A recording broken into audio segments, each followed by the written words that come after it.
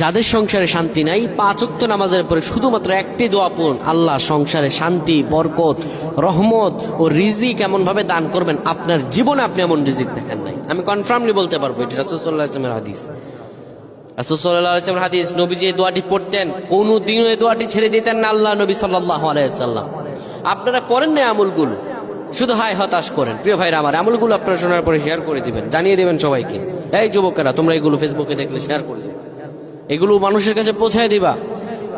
আপনি 5 ওয়াক্ত নামাজের পরে এই আমলটি করবেন। বাবা মার সঙ্গে সংসারে শান্তি নেই, সন্তান বাবা মার কথা শোনে না, বাবা মার সঙ্গে সংসারের কোনো আন্ডারস্ট্যান্ডিং নেই, স্ত্রী স্বামীর কথা শোনে না, স্বামী স্ত্রীর কথা শোনে, অবাধ্যতা রন্ধে রন্ধে পৌঁছে গেছে।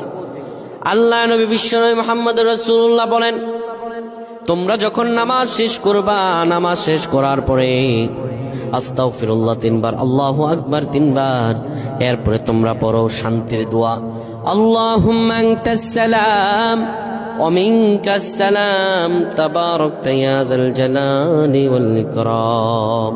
আল্লাহুম্মা আনতাস সালাম ওয়া মিনকাস সালাম তাবারাকতা ইয়া যাল জালালি ওয়াল ইকরাম। 5 ওয়াক্ত নামাজের পরে কখনো ছেড়ে দিবেন না। আল্লাহ যেন আমাদের বুঝদান করেন, আল্লাহুম্মা আমিন।